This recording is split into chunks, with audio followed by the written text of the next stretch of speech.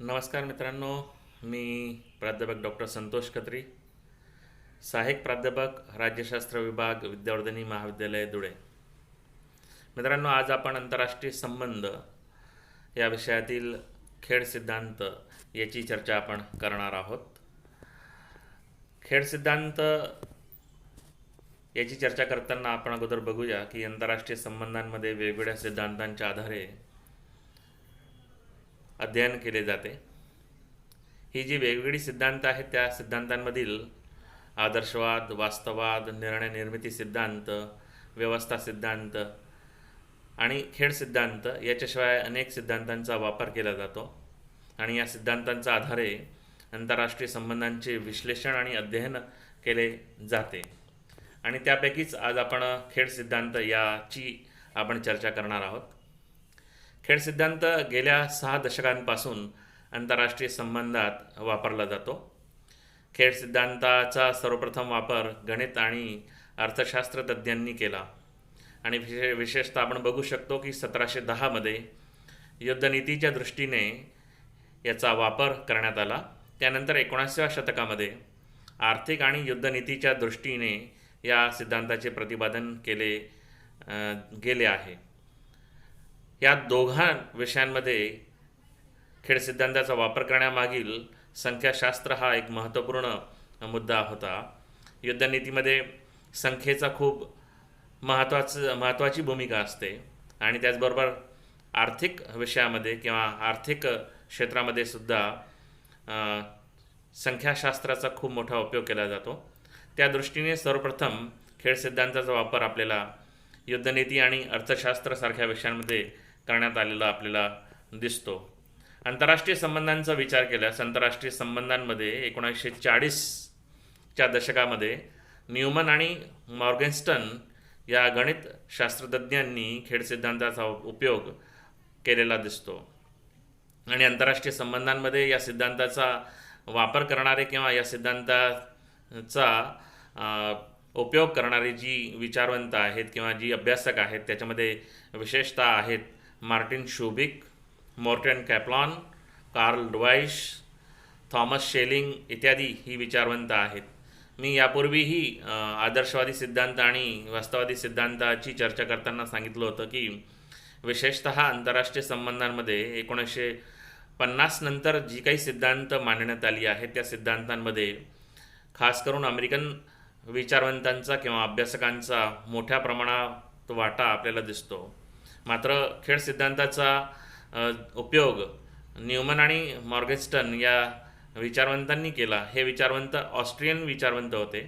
मात्र त्यानंतर आपण जी आंतरराष्ट्रीय संबंधांची जी विचारवंत बघितली त्यापैकी काही विचारवंत ही अमेरिकन विचारवंत आहेत की ज्यांनी आंतरराष्ट्रीय संबंधांमध्ये खेड सिद्धांताचा उपयोग केला किंवा खेड सिद्धांताच्या आधारावर त्यांनी आंतरराष्ट्रीय संबंधांचे विश्लेषण केले. त्या अनुषंगाने आपण बघू शकतो की आंतरराष्ट्रीय संबंधांमध्ये वास्तववाद या सिद्धांताचा ज्याप्रमाणे उपयोग केला जातो तो उपयोग म्हणजे या सिद्धांतात आंतरराष्ट्रीय राजकारणाला खेड समजून त्याचे विश्लेषण केले जाते. जे खेड सिद्धांतवादी आहेत किंवा अभ्यासक आहेत त्यांच्यामध्ये आंतरराष्ट्रीय राजकारण व संबंध हे सत्ता प्राप्ती व राष्ट्रीय हितसंबंधांच्या जपवणुकीसाठी राष्ट्रांमध्ये सातत्याने खेड चालतो. मी या अगोदर मॉर्गेन्था नावाच्या विचारवंताची जी विचार आहेत ती व्यक्त केली होती. त्याच्यामध्ये मॉर्गेन्था हे म्हणतात आंतरराष्ट्रीय संबंध आणि राजकारण हे सत्ता प्राप्तीसाठी चाललेला खेळ असतो. त्यांनीसुद्धा आंतरराष्ट्रीय संबंधाला खेळ असंच म्हटलेलं आहे आणि त्या अनुषंगाने खेड सिद्धांतवादीसुद्धा जे आंतरराष्ट्रीय स्तरावर राजकारण आणि संबंध हे निर्माण होतात किंवा राजकारण केले जाते ते सत्ता प्राप्तीसाठी केले जाते आणि सत्ता प्राप्तीसाठी सातत्याने खेळ मोठ्या राष्ट्रांचा, लहान राष्ट्रांचा किंवा राष्ट्रांचा गटांचा हे सातत्याने खेळ चालतो. आणि त्याचबरोबर इतर खेळांप्रमाणेच किंवा इतर खेळांमध्ये ज्याप्रमाणे प्रतिस्पर्धी संघ असतात त्याचप्रमाणे राष्ट्र ही प्रतिस्पर्धी संघांप्रमाणेच आंतरराष्ट्रीय संबंधांमध्ये वावरतात. आपण शीतयुद्धाचा कालावधी बघू शकतो किंवा शीतयुद्धाचा काळ बघू शकतो. त्याच्यामध्ये अमेरिका आणि रशिया हे 2 गट होते. हे 2 गट प्रतिस्पर्धी गट होते आणि नेहमी ज्याप्रमाणे खेळांमध्ये खेळाडू एकमेकांना काटशं देण्याचा प्रयत्न करीत असतात, त्याचप्रमाणे ही दोघं गट रशिया आणि अमेरिका हे दोघं ब्लॉक्स जे आहेत ते आंतरराष्ट्रीय राजकारणामध्ये आणि आंतरराष्ट्रीय संबंधांमध्ये एकमेकांना काटशं देण्याचा प्रयत्न करीत होते. आंतरराष्ट्रीय संबंधांमध्ये खेळ सिद्धांताचे काही नियम आहेत किंवा काही तत्त्व आहेत. या तत्त्वांचाही आपण विचार केला तर या तत्त्वांमध्ये आपल्याला दिसतं की या खेळाच्या अनुषंगाने या दोन राष्ट्रांमध्ये संघर्ष किंवा खेळ चालतो, निरंतर आपण बघू शकतो. मग दक्षिण आशियामध्ये आपण बघू शकतो की अमेरिका आणि चीन हे दोन राष्ट्र आहेत. या दोन राष्ट्रांमध्ये सतत संघर्ष हे चालतो आणि या संघर्षामध्ये एकमेकांवर मात करण्यासाठी निरंतर खेळ, चीनचा भारतावर आणि भारताचा चीनशी निरंतर खेळ चालतो. किंवा दुसरीकडे आपण बघितलं तर भारताचा पाकिस्तानशी आणि पाकिस्तानचा भारताशी निरंतर संघर्ष किंवा खेळ हे आंतरराष्ट्रीय स्तरावर आपल्याला पाहाव्यास मिळतो. या खेळ सिद्धांतात एकाचा पराभव तर दुसऱ्याचा विजय निश्चित आहे असं हे खेळ सिद्धांत मानतो. म्हणजेच जी उद्दिष्ट प्राप्त करायची आहे ती उद्दिष्ट जर समान असतील तर एकाची पूर्ण होतील, दुसऱ्याची पूर्ण होणार नाही. म्हणजेच यात एकाचा पराभव आणि दुसऱ्याचा विजय निश्चित आहे. त्याचबरोबर प्रतिस्पर्धी परस्परांच्या गुणदोषांची सखोल माहिती मिळवण्याचा प्रयत्न करतात, कारण त्यांना एकमेकांवर मात करायची आहे. ज्याप्रमाणे खेळामध्ये प्रतिस्पर्धी एकमेकांच्या गुणदोषांची सखोल माहिती मिळवतात आणि त्यानंतरच मैदानावर उतरतात, त्याचप्रमाणे आंतरराष्ट्रीय संबंधांमध्ये सुद्धा खेळ सिद्धांताचा आधारे आपण जर विचार केला तर प्रतिस्पर्धी राष्ट्र परस्परांच्या गुणदोषांची सखोल माहिती मिळवण्याचा प्रयत्न करतात आणि ही माहिती ते आपल्या गुप्तहेर संघटनेमार्फत मिळवितात. त्यामुळे ते गुप्तहेर संघटनांना निरंतर सक्रिय करत असतात आणि जी माहिती मिळालेली आहे त्या माहितीच्या आधारावर ती आपली रणनीती आणि डावपेच ठरवितात किंवा धोरण आखतात आणि त्या अनुषंगाने आंतरराष्ट्रीय स्तरावर खेळ सिद्धांताच्या मते निरंतर असा संघर्ष किंवा अशी रणनीती किंवा अशी डावपेच हे निरंतर सुरू असतात. या तत्वांचा आपण पुढे विचार केला तर असं दिसून येईल की डावपेच ठरविताना अधिकाधिक फायदा कसा मिळेल याचा विचार प्रत्येक राष्ट्र किंवा प्रत्येक खेळाडू राष्ट्र हे करत असतो आणि हे डावपेच व रणनीतीचे विश्लेषण करून परिणामांचा अंदाज पूर्वीच बांधला जातो. ज्या परिणामांचा अंदाज बांधल्यानंतरच हे डावपेच किंवा रणनीती आखली जाते, कारण जर डावपेच चुकला तर परिणाम हे दुष्परिणामांमध्ये परिवर्तित होतील. त्यामुळे अंदाज बांधला जातो आणि जी चांगली परिणामे मिळतील त्याच पद्धतीचे डावपेच किंवा रणनीती हे पुढे सरकवली जाते किंवा त्या अनुषंगाने हे निर्णय घेतले जातात. त्याचबरोबर प्रतिस्पर्धी राष्ट्र आपली स्थिती व बळ, आपली स्थिती काय आहे, आपलं बळ काय आहे, आपण कुठे उजवे आहोत हे लक्षात घेऊनच संघर्ष किंवा खेळ करण्यासाठीचे नियम बनवितात. जर मी कमकुवत होत असेल तर मी असा नियम तयार करेन की ती जी माझी कमजोरी आहे किंवा जो माझा कमकुवत दुवा आहे तो पुढे येणार नाही, या अनुषंगाने आपण नियम तयार करत असतो. त्याचप्रमाणे आंतरराष्ट्रीय स्तरावर राष्ट्रही करत असतात आणि जी तयार नियम आहेत त्या नियमानुसार खेळ झाला तरच निकाल लागतो, नाहीतर निकाल सहसा लागत नाही. अशी तत्त्व आपल्याला आंतरराष्ट्रीय संबंधांच्या या खेळ सिद्धांतामध्ये दिसून येतात. त्याचबरोबर या सिद्धांताची काही वैशिष्ट्य आपल्याला दिसून येतात. ती वैशिष्ट्य म्हणजे आंतरराष्ट्रीय राजकारण व संबंध तीव्र प्रतिस्पर्धेवर आधारित असतात. निरंतर प्रतिस्पर्धा सुरू असते आणि ही प्रतिस्पर्धा जगाच्या बदलत्या परिस्थितीनुसार तीव्र आणि कमी जास्त होत राहते. मात्र प्रतिस्पर्धा निरंतर सुरू असते आणि त्याचबरोबर सत्ता प्राप्तीसाठी राष्ट्रांमध्ये निरंतर शह-प्रतिशहचा खेळ चालतो, कारण प्रत्येकाला स्वतःची उद्दिष्ट, स्वतःची राष्ट्रीय हितसंबंध ही पूर्ण करायची आहेत आणि ती हितसंबंध पूर्ण करण्यासाठी निरंतर राष्ट्र हे एकमेकांना शह-प्रतिशह देण्याचा प्रयत्न करत असतात. त्याच्यामध्ये आपण बघू शकतो की कोरोनाच्या परिस्थितीमध्ये चीन अमेरिकेवर तर अमेरिका चीनवर निरंतर शह-प्रतिशहचा खेळ ते करत होते एकमेकांवर आणि त्याच अनुषंगाने राष्ट्र हे या खेळातील खेळाडू असतात. ज्याप्रमाणे आपण मैदानावर एखादा खेळ पाहतो किंवा बुद्धिबळामध्ये आपण बुद्धिबळाचा खेळ पाहतो, त्याच्यामध्ये जी खेळाडू असतात ती खेळाडू ज्याप्रमाणे त्या खेळामध्ये असतात त्याचप्रमाणे आंतरराष्ट्रीय संबंधामध्ये राष्ट्र हे या खेळातील खेळाडूप्रमाणे हे काम करत असतात आणि इतर खेळांप्रमाणेच या खेळाची विशिष्ट नियमावली असते आणि त्या नियमावलीच्या आधारावरच काय केलं जातं, आंतरराष्ट्रीय संबंध हे प्रस्थापित केले जातात किंवा आंतरराष्ट्रीय राजकारण हा केला जातो.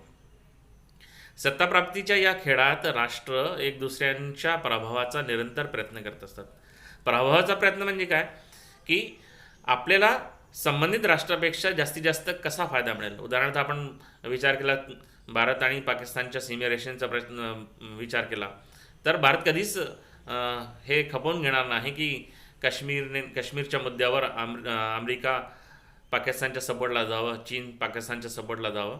आणि तिथे ते निरंतर भारत हा प्रयत्न करेल की आंतरराष्ट्रीय स्तरावर काश्मीर मुद्द्यावर सगळी राष्ट्र आपल्या बाजूने असावी. म्हणजेच काय की या सत्ताप्राप्तीच्या प्रयत्नात जी खेळाडू राष्ट्र आहेत ते एक दुसऱ्यांचा पराभव करण्याचा प्रयत्न करत असतात आणि राष्ट्रांमध्ये परस्पर विरोधी हितसंबंध असतात, त्यातून संघर्ष निर्माण होतो. काश्मीर हा मुद्दा परस्पर विरोधी हितसंबंधांचा मुद्दा आहे भारत आणि पाकिस्तानमध्ये, आणि त्यामुळे आपण पाहू शकतो की त्यातून संघर्ष भारत आणि पाकिस्तानचा निरंतर हे होत असतो आणि या खेळात एकाचे नुकसान तर दुसऱ्याचा फायदा होत असतो.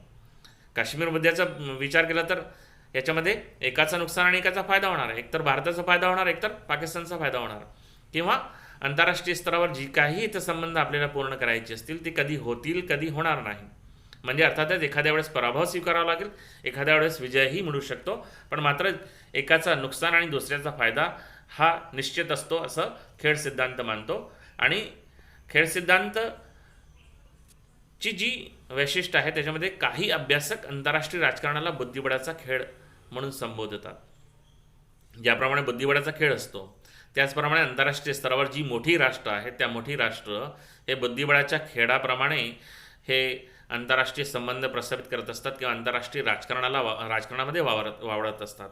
आणि बुद्धिबळाच्या खेळाप्रमाणेच यात प्रत्येक राष्ट्राला अचूक चाली खेळाव्या लागतात. कारण बुद्धिबळामध्ये एक सुद्धा चूक झाली तर आपली मात होणं निश्चित आहे. त्याप्रमाणे आंतरराष्ट्रीय स्तरावर सुद्धा वावरत असताना किंवा आंतरराष्ट्रीय स्तरावर स्वतःचे हितसंबंध पूर्ण करण्यासाठी किंवा उद्दिष्ट पूर्ण करण्यासाठी आपल्याला प्रत्येक चाल ही अचूक खेळावी लागते. जर आपण चाल चुकलो तर समोरचा राष्ट्र आपल्यावर निश्चित मात करेल. आणि निश्चितच आहे, एक चाल चुकली तर त्याचे तीव्र परिणाम म्हणजे दुष्परिणाम हे भोगावे लागतील आणि पराभवाच्या समोर राष्ट्राला जावं लागेल. आणि त्याचबरोबर डावपेचांमध्ये प्रतिस्पर्ध्यांच्या चालींचा सामना करण्याची योजना अगोदरच आखली जाते. हा खेळ सिद्धांताचं वैशिष्ट्य आहे की प्रत्येक राष्ट्र हे काय करतो, डावपेचांमध्ये प्रतिस्पर्ध्यांच्या चालींचा त्याला सामना करावा लागतो आणि त्याला सामना करण्यासाठी अगोदरच त्याला त्याची योजना आखावी लागते. आणि हा विचार करावा लागतो की आपण जी चाल खेळलेली आहे किंवा आपण जी मूव केलेली आहे त्या मूवच्या विरोधात समोरचा राष्ट्र काय करू शकतो आणि काय करणार, आणि हे सगळं पूर्वीच लक्षात घेऊन आपल्याला एखादी चाल खेळावी लागते. कारण परस्पर समोरचा राष्ट्रसुद्धा काय करणार आहे, एखादी चाल खेळणार आहे, तर त्या चालींचा सामनाही करावा लागतो.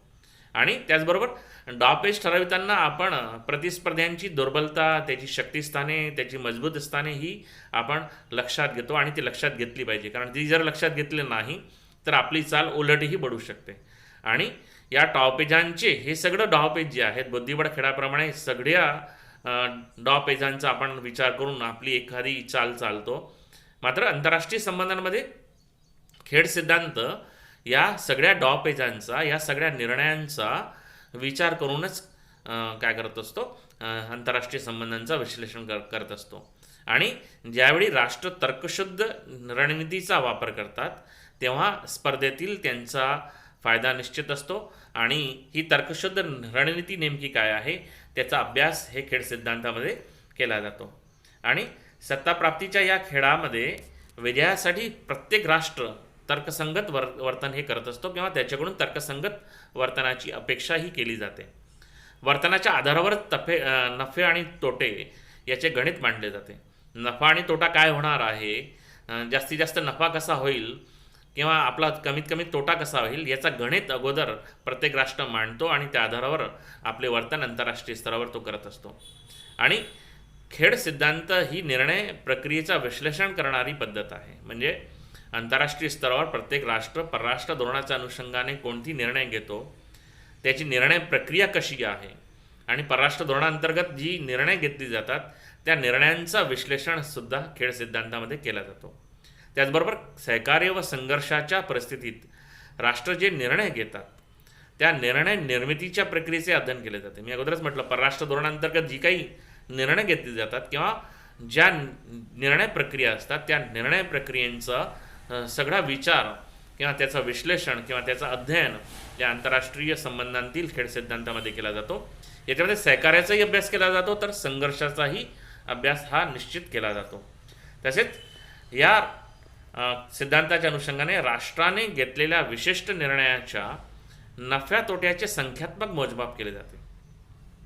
म्हणजे संख्येच्या आधारावर नफा कसा आहे त्याचा विचार केला जातो. म्हणजे किती पर्सेंटेज नफा झाला, किती पर्सेंटेज तोटा झाला, किती आपल्याला आपल्या मागण्या मान्य झाल्या, किती मागण्या मान्य झाल्या नाही, याचा संख्यात्मक विचार या आंतरराष्ट्रीय संबंधांच्या खेळ सिद्धांताच्या अनुषंगाने केला जातो. आणि या सिद्धांतामध्ये गणितामधील संख्यात्मक तर्क पद्धतीचा उपयोग केला जातो. जी काही गणितामध्ये संख्यात्मक तर्क पद्धती असते, म्हणजे स्टेप बाय स्टेप आपण तिथे पाहू शकतो की संख्या ही कशी कमी होत जाते आणि कशी वाढत जाते. म्हणजे नफा आणि तोटा काढायचा असेल तर आपण आकडेवारीमध्ये नफा आणि तोटा काढतो, आणि त्याचप्रमाणे आंतरराष्ट्रीय संबंधांमध्ये राष्ट्रांना जी नफे आणि तोटे होत असतील त्याचा संख्यात्मक तर्क पद्धतीचा उपयोग केला जातो. आणि या संख्यात्मक तर्क पद्धतीमुळे राष्ट्रांना अचूक निर्णय घेण्यास मदत होते. म्हणजे आंतरराष्ट्रीय संबंधांमध्ये जेव्हा भारत आणि अमेरिका यांनी अणुकरार केला, त्या अणुकरार करत असताना या संख्यात्मक पद्धतीचाच विचार करण्यात आला की अमेरिका आपल्याला काय देणार आहे आणि आपण अमेरिकाला काय देणार आहोत, याचा संख्यात्मक विचार करण्यात आला. आणि संख्यात्मक विचार करूनच भारताने तो अचूक निर्णय घेतलेला आपल्याला दिसून येतो. आणि संख्यात्मक मोजमापाच्या पद्धतीमुळे स्पर्धेतील खेळाडूंची संख्याही बदलत असते. म्हणजे आपण बघू शकतो की जर एखादा करार दक्षिण आशियासाठी उपयोगाचा आहे आणि त्या करारामध्ये 7 राष्ट्र असतील तर होऊ शकतं की भविष्यात तो करार एक्सपाउंड होईल, वाढवला जाईल आणि त्याच्यामध्ये मग राष्ट्रांची संख्या वाढेल. म्हणजे जिथे फायदा जास्त असतो तिथे राष्ट्रांची संख्याही वाढू शकते, आणि जिथे नफा कमी असतो तिथे राष्ट्रांची संख्याही कमी होऊ शकते. या खेळ सिद्धांताचे काही प्रकार आहेत. त्या प्रकारांमध्ये आपण बघू शकतो की पहिला प्रकार आहे शून्य योग्य खेळ. शून्य योग्य खेळ याच्यामध्ये काय आहे की यात एकाचा विजय आणि दुसऱ्याचा पराभव हा निश्चित असतो. याच्यात विशेष करून 2 राष्ट्रच असतात, पण काही वेळेस 2 पेक्षा अधिक प्रतिस्पर्धीसुद्धा असू शकतात. यात युद्धाशिवाय पर्याय नसतो. म्हणजे शून्य योग खेळामध्ये एकतर समोरचा पराभव, एकतर आपला पराभव, किंवा समोरचा पराभव आपला विजय हा निश्चित आहे. आणि अंतिम टोकापर्यंत हा संघर्ष चालतो. आणि अंतिम टोक म्हणजे युद्धामध्ये पराभव आणि विजय या 2 गोष्टी हे निश्चित असतात. एकतर माझा पराभव होईल, एकतर माझा विजय होईल. आणि या अनुषंगाने हा शून्य योग्य खेळ आपल्याला दिसतो. आणि विशेषतः हा शून्य योग्य खेळ जो आहे तो दुसऱ्या महायुद्धापूर्वी आणि पहिल्या महायुद्धापूर्वी आपल्याला झालेला दिसतो. राष्ट्रसंघाच्या निर्मितीपूर्वी म्हणजे पहिल्या महायुद्धापूर्वी आपण जर विचार केला तर युरोपियन राष्ट्र हे निरंतर एकमेकांना मात देण्याचा प्रयत्न करत होते. आणि त्यामुळे एकमेकांना मात देण्याच्या प्रयत्नामध्ये आपण पाहू शकतो की पहिला महायुद्ध झाला, आणि पहिला महायुद्ध झाल्यानंतर आपण राष्ट्रसंघाची निर्मिती बघू शकतो. मात्र ही निर्मिती युद्धाचा परिणाम आहे. म्हणजे पहिल्या महायुद्धापूर्वी राष्ट्रसंघांमध्ये चाललेला हा खेळ सिद्धांत आणि त्याच्यामध्ये प्रतिस्पर्ध्यांनी केलेला एकमेकांशी खेळ आणि त्या खेळाचा अंतिम जो टोक होता तो युद्ध म्हणजे पहिला महायुद्ध. आणि त्या पहिल्या महायुद्धानंतर आपण पाहू शकतो राष्ट्रसंघाची निर्मिती झाली.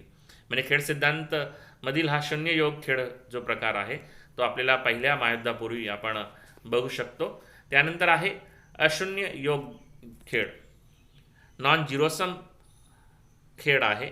हा नॉन झिरोसम खेळमध्ये याच्यात एकाचा विजय आणि दुसऱ्याचा पराभव या तत्वावर हा खेळ आधारित नसतो.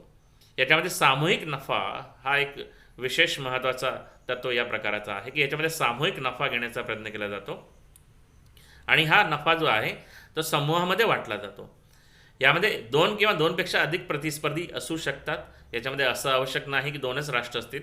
याच्यामध्ये राष्ट्रांचा समूहही असू शकतो. आणि याच्यात नफ्याची विभागणी शक्य आहे आणि सर्वांना संयुक्तपणे त्या नफ्याचा लाभ दिला जातो किंवा सर्वांना समान आणि संयुक्तपणे जो लाभ आहे तो लाभ होऊ शकतो. यात तडजोड होऊ शकते, याच्यात सौदेबाजी होऊ शकते, याच्यात सहकार्य होऊ शकतो. या सगळ्या बाबींचा समावेश आहे.